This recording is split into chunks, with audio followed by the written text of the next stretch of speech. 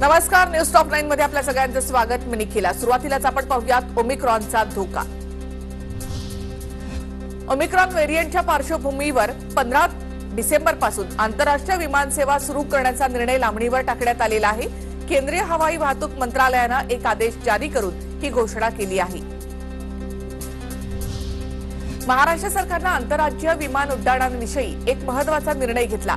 आंतरराज्यीय विमान प्रवाशांसाठी 72 तासांपर्यंतचा आरटीपीसीआर चाचणीचा अहवाल निगेटिव्ह दाखवणं बंधनकारक करण्यात आलंय. राज्याच्या कोरोना नियमावली विरोधामध्ये केंद्रानं राज्याला पत्र पाठवलं आहे. सक्तीनं आरटीपीसीआर टेस्ट आदेशाचा पुनर्विचार करावा आणि केंद्राची नियमावली लागू करावी अशा सूचना केंद्रीय सचिव राजेश भूषण यांनी राज्याच्या आरोग्य सचिवांना दिल्या आहेत. दक्षिण आफ्रिका अथवा इतर जोखमीच्या देशातून महाराष्ट्रामध्ये आलेले 6 प्रवासी कोविड बाधित आढळले आहेत. कल्याण, डोंबिवली, मुंबई, मीरा भाईंदर आणि पुणे या भागामध्ये आलेला प्रत्येकी एक प्रवासी कोरोना बाधित आढळला. या प्रवाशांचे नमुने जनुकीय क्रमनिर्धारणासाठी पाठवण्यात आले. महाराष्ट्रामध्ये ओमिक्रॉनचा एकही रुग्ण नसल्याची माहिती आरोग्यमंत्री राजेश टोपे यांनी दिली. तसं सध्या तरी महाराष्ट्रामध्ये लॉकडाऊनचा विचार नाही. नागरिकांनी कोरोनाचे नियम मात्र पाळावे असं आवाहन आरोग्यमंत्र्यांनी केलं आहे. ओमिक्रॉनचा धोका लक्षात घेता औरंगाबादमध्ये कडक निर्बंध लावण्यात आले. लग्न समारंभ, सार्वजनिक कार्यक्रम यासाठी नवी नियमावली जाहीर करण्यात आली आहे. बंदिस्त जागेतील कार्यक्रमांना 50% तर खुल्या जागेतल्या कार्यक्रमांना 25% क्षमतेनं परवानगी देण्यात आली आहे. ओमिक्रॉनच्या पार्श्वभूमीवर सोलापूर जिल्हा प्रशासन सतर्क झालंय. लग्नासाठी 50% उपस्थितीची अट लागू करण्यात आली आहे. तसंच सरकारी आस्थापनांमध्ये 2 डोस घेतलेल्यांनाच प्रवेश देण्यात येणार असून मास्क म्हणून रुमालाचा वापर ग्राह्य धरला जाणार नाही. ओमिक्रॉनच्या धोक्यामुळे नाशिकमधील बाजारपेठा, गर्दीच्या ठिकाणी मास्क वापरणं अनिवार्य करण्यात आलंय. विना मास्क असलेल्या ग्राहकाला माल दिल्यास दुकानदाराला 10,000चा दंड ठोठावण्यात येईल, तर दुसऱ्यांदा नियम मोडल्यास थेट दुकान सील करण्यात येईल. राज्य सरकारनं महापरिनिर्वाण दिनी चैत्यभूमीवर गर्दी न करण्याचं आवाहन केलेलं आहे. मात्र सरकारचं हे आवाहन आनंदराज आंबेडकर यांनी धुडकावून लावलं. 6 डिसेंबरला लाखोंच्या संख्येनं चैत्यभूमीवर जाणारच अशी घोषणा त्यांनी केली आहे.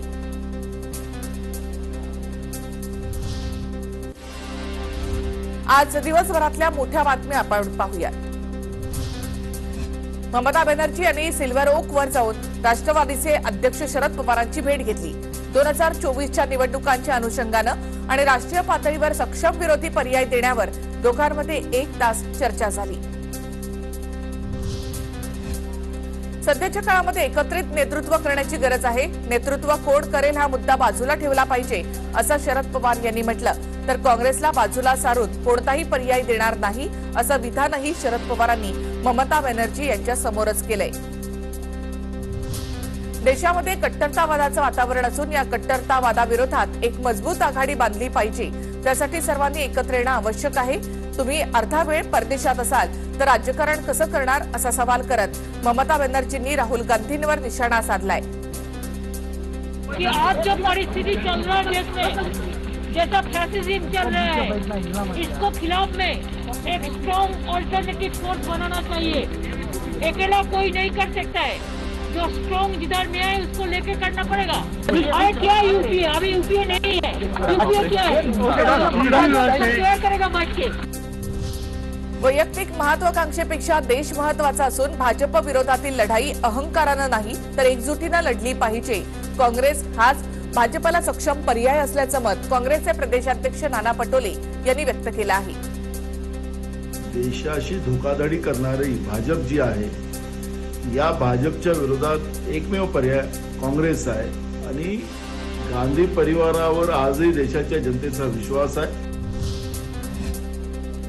शरद पवार आणि ममता बॅनर्जींच्या भेटीवर भाजप आमदार आशिष शेलार यांनी टीका केली. मजबूर लोक मजबूत पर्याय देऊ शकत नाहीत असं शेलार यांनी म्हटलं.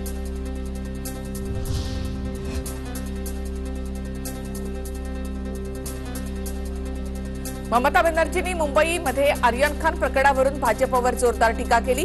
शाहरुख खानचा राजकीय बळी देण्यात आला असं ममता बॅनर्जी यांनी म्हटलं. अखेर एसटी कर्मचाऱ्यांची वेतनवाढ आणि वेतनवाढीचा दर हा 3% केल्याचं परिपत्रक काढण्यात आलं आहे.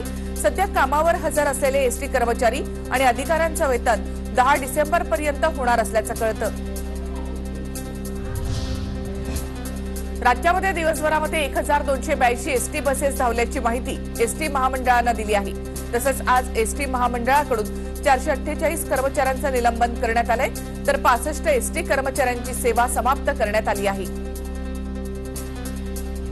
पुढचे 24 तास राज्यामध्ये पावसाचा इशारा आहे. प्रादेशिक हवामान विभागानं हा इशारा दिलाय.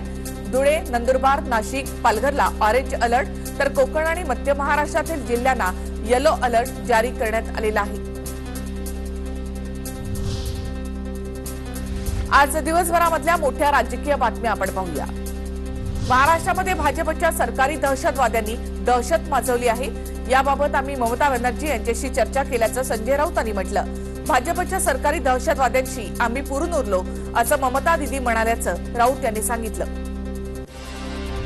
ममता बॅनर्जी यांच्यासोबतच्या बैठकीमध्ये बंद दाराआड काय चर्चा झाली हे समोर येणार का? बैठकीची गुप्तता का पाळली जाते असा सवाल भाजप आमदार आशिष शेलार यांनी केलाय. महाराष्ट्राचे राज्य शिष्टाचार मंत्री आणि बंगालच्या मुख्यमंत्री यांची बैठक गुप्त का ठेवण्यात आली हा आमचा पहिला प्रश्न आहे. या गुप्त बैठकीच्या मागे कटकारस्थान आहे आमची शंका आहे. आतापर्यंत गुजरातमध्ये पळवलेल्या उद्योगांचं काय असा सवाल करत मंत्री छगन भुजबळ यांनी आशिष शेलारांवर पलटवार केला. महाराष्ट्रातील उद्योग कुठेही जाणार नाहीत असंही यावेळी भुजबळांनी स्पष्ट केलं. गुजराती बांधव ज्यांचं मुंबई महाराष्ट्रावर प्रेम आहे किंवा इतर भाषिक जे आमचे उद्योगपती आहेत कोणी त्याला दाद दिली नाही. कोणी इकडं तर ठेवून तिकडं थोडंफार करण्याचा प्रयत्न केला असेल, परंतु मुंबई महाराष्ट्राचं कुठेही महत्त्व उद्योगधंद्याच्या बाबतीत कमी झालेलं नाही. खोतकरांनी अनेक बेनामी व्यवहार केले, त्यासंबंधी अनेक कागदपत्र माझ्या हाती लागल्याचं सोमय्यांनी म्हटलं. खोतकरांवर कारवाई न करणाऱ्या अधिकाऱ्यांना देखील आपण सोडणार नाही असं सोमय्यांनी म्हटलंय. माझी नाहक बदनामी करण्यासाठी किरीट सोमय्यांचा दौरा सुरू असल्याचा आरोप अर्जुन खोतकरांनी केला. लोकसभा निवडणुकीत निवडून येणाऱ्यांना टार्गेट केलं जातं असा आरोपही खोतकरांनी केला आहे. सभेच्या निवडणुका आता टप्प्यात येणार आहेत. भारतीय जनता पक्षाने पूर्ण तयारी केलेली आहे की ज्या ज्या ठिकाणी लोकसभेला निवडून येणारे उमेदवार इतर पक्षाचे असतील अशा सर्व लोकांना टार्गेट करायचं. वीज फुकटामध्ये तयार होत नाही, त्यासाठी कर्ज काढावं लागतं, त्यामुळे शेतकऱ्यांना वीज बिल भरावंच लागेल असा इशारा ऊर्जा मंत्री डॉक्टर नितीन राऊत यांनी दिलाय. वीज बिल माफ करू शकत नाही, मात्र बिल भरण्यास सवलत देऊ शकतो असं त्यावेळेला राऊत म्हणाले. सरसकट शेतीवरील वीज कनेक्शन तोडण्यावरून स्वाभिमानी संघटनेचे नेते राजू शेट्टी आक्रमक झाले. महावितरणनं अतिरेक केल्यास जशास तसं उत्तर देऊ असा इशारा शेट्टींनी कोल्हापुरात दिलाय. एमपीएससी आणि आरोग्य भरती परीक्षांमधील गोंधळावरून भाजप आमदार गोपीचंद पडळकर यांनी टीकास्त्र डागलंय. सरकारची बहुजन विद्यार्थ्यांप्रती नियत साफ नाही, फक्त आश्वासनं देऊन तोंडाची वाफ दवडल्याचा घणाघात पडळकर यांनी केलाय. प्रियांका चतुर्वेदींच्या सावरकरांवरील वक्तव्यावर विनायक राऊतांनी प्रतिक्रिया दिली. प्रियांका चतुर्वेदी काय बोलल्या ते माहिती नाही, पण सावरकरांचा उल्लेख केला असेल तर ते चुकीचं आहे. चतुर्वेदींना योग्य समज दिली जाईल असं विनायक राऊतांनी म्हटलं.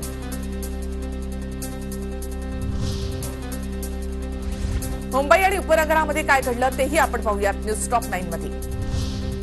शिवसेना खासदार संजय राऊत यांच्या मुलीच्या रिसेप्शन सोहळ्याला पश्चिम बंगालच्या मुख्यमंत्री ममता बॅनर्जी यांनी हजेरी लावली. यावेळी त्यांनी नवदाम्पत्याला लग्नाच्या शुभेच्छा दिल्या.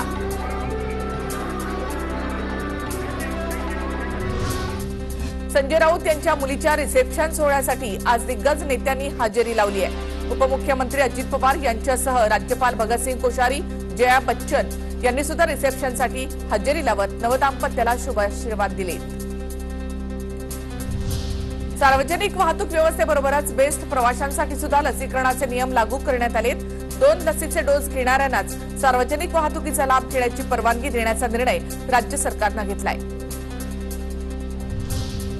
कल्याण डोंबिवली महापालिका हद्दीतील 1ली ते 7वी पर्यंतच्या शाळा 15 डिसेंबर पासून सुरू होणार आहेत। कल्याण डोंबिवलीचे शिक्षण विभागाचे उपायुक्त अनंत कदम यांनी या संदर्भातली माहिती दिली।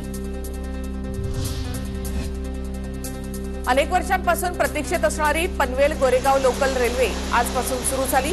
या रेल्वे सेवेचा शुभारंभ भारतीय रेल्वेचे सल्लागार समिती सदस्य अभिजित पाटील, डॉक्टर भक्तिकुमार दवे यांच्या हस्ते झेंडा दाखवून करण्यात आला। मुंबईमध्ये लहान बाळ चोरणारी महिलांची टोळी सक्रिय झाली आहे। मुंबईच्या काळाचौकी परिसरातून दिवसा ढवळ्या 3.25 महिन्याच्या बाळाची चोरी करण्यात आली। दरम्यान महिलांची ही टोळी सीसीटीव्हीमध्ये कैद झाली आहे। मुंबईतील काळाचौकी इथल्या बाळाच्या चोरीच्या घटनेनंतर महापौर किशोरी पेडणेकर यांनी नागरिकांना सतर्क राहण्याचं आवाहन केलं। पोलीस तपास करत असून लवकरच बाळाचा शोध घेऊन आरोपींना पकडण्यात येईल असं यावेळी महापौरांनी म्हटलं। ठाण्याच्या माजिवडा वानपाडा प्रभाग समितीच्या सहाय्यक आयुक्त कल्पिता पिंपळे या पुन्हा महापालिकेच्या सेवेमध्ये रुजू झाल्यात। काही दिवसांपूर्वीच अतिक्रमण विरोधी कारवाई करताना फेरीवाल्याच्या हल्ल्यात त्यांनी आपल्या हाताची बोटं गमावली होती। पुणे जिल्ह्यामध्ये काय घडलं तेही आपण पाहूयात न्यूज टॉप 9 मध्ये। देवेंद्र फडणवीस 3 डिसेंबरला पुणे दौऱ्यावर जाणार आहेत। महापालिका निवडणुकीच्या पार्श्वभूमीवर फडणवीसांचा पुणे दौरा महत्त्वाचा मानला जातो। यावेळी भाजपच्या शहर कार्यालयाचं उद्घाटन फडणवीस आणि चंद्रकांत पाटील यांच्या हस्ते होईल। काँग्रेसचे प्रदेशाध्यक्ष नाना पटोलेंची मुलगी नीता पटोले हिचा पुण्यामध्ये विवाह सोहळा पार पडलाय। या विवाह सोहळ्याला राज्यपाल भगतसिंग कोश्यारींसह बाळासाहेब थोरात, अशोक चव्हाण, नवाब मलिक यांनी उपस्थिती लावली।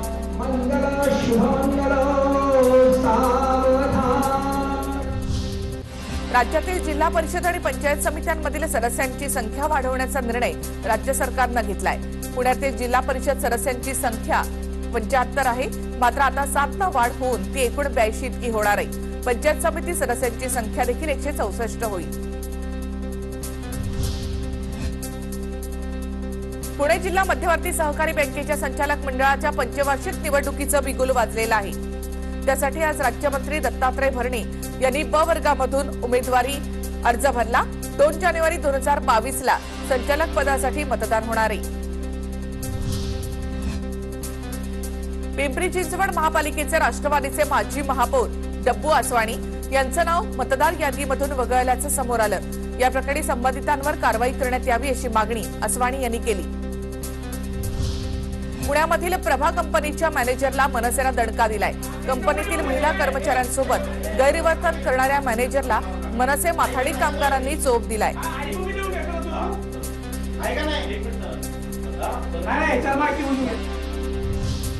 राज्यामध्ये सर्वत्र पावसाचा इशारा हवामान विभागानं दिलाय। त्यानुसार काही ठिकाणी पावसानं हजेरी लावली। पुण्यातही सकाळपासून अवकाळी पावसानं हजेरी लावल्यानंतर काही ठिकाणी धुक्याचं साम्राज्य पाहायला मिळालं। पुण्यामध्ये श्रीमंत थोरले नानासाहेब पेशव्यांनी सरदाराला भेट दिलेल्या तलवारीचं शनिवार वाड्यामध्ये प्रदर्शन भरवण्यात आलंय। या तलवारी पाहण्यासाठी पुणेकरांनी गर्दी केली। पुण्याच्या जुन्नर तालुक्यामधील पिंपळवंडी इथे बँक ऑफ महाराष्ट्राचं एटीएम मशीन चोरट्यांनी फोडलं। मात्र एटीएम मध्ये पैसे नसल्यामुळे चोरट्यांना रिकाम्या हाताने परतावं लागलं। या घटनेचा पोलिसांनी तपास सुरू केलाय। मेट्रो सिटीजमध्ये काय घडलं तेही आपण पाहूया। नाशिक शहरामध्ये पावसानं हजेरी लावल्यानंतर मराठी साहित्य संमेलन कार्यक्रमाच्या स्थळाची पालकमंत्री छगन भुजबळ यांनी पाहणी केली। मुख्य मंडपाला पावसाचा फटका बसला नसून या ठिकाणी उभारलेले 250 स्टॉल वॉटरप्रूफ असल्याचं भुजबळांनी म्हटलं।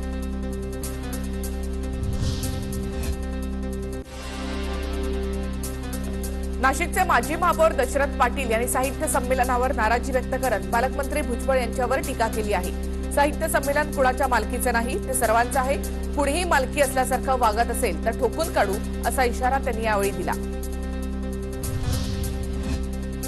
नाशिक शहरामध्ये हेल्मेट सक्ती व्हावी यासाठी नाशिकच्या पोलीस आयुक्तांनी एक नवीन मोहीम सुरू केली आहे। विना हेल्मेट सापडल्यास दुचाकी चालकाला एक परीक्षा द्यावी लागेल। या परीक्षेमध्ये दुचाकी चालक नापास झाल्यास गाडी जप्त करण्यात येईल। औरंगाबादमधील एसटी कर्मचाऱ्यांनी व्यवस्थापकीय संचालकांच्या बैठकीवर बहिष्कार टाकला। बैठकीला एसटीचे व्यवस्थापकीय संचालक उशिरा आल्यामुळे नाराज झालेले एसटी कर्मचारी बैठकीमधून निघून गेले। भूसंपादनाच्या विरोधामध्ये राहुरी तालुक्यातील 19 गावांमधील शेतकऱ्यांनी आक्रमक पवित्रा घेतलाय। जमिनीचा योग्य मोबदला मिळावा, मुलांना शासकीय सेवेमध्ये घ्यावं यासह विविध मागण्यांसाठी शेतकऱ्यांनी तहसील कार्यालयासमोर आमरण उपोषण सुरू केलं आहे। नाशिकमधील छोटू कोल्हापुरी या वडापावच्या दुकानावर नाशिकमधील अन्न आणि औषध प्रशासनाच्या अधिकाऱ्यांनी छापा टाकला। शिळे वडापाव विक्री केले जात असल्याच्या आरोपानंतर ही कारवाई करण्यात आली आहे। नागपूरच्या बर्डी भागातील 208 वर्ष जुनं पिंपळाचं झाड बांधकामासाठी तोडलं जाणार आहे। मात्र हे झाड तोडायला पर्यावरणवादी आणि स्थानिकांनी देखील विरोध केलाय। नागपूरमध्ये पोलिसांनी 2 दुचाकी चोरांना अटक केली आहे। त्यांच्याकडून 7 बाईक जप्त करण्यात आल्या असून अटक करण्यात आलेल्यांपैकी एक अल्पवयीन असल्याची माहिती पोलिसांनी दिली।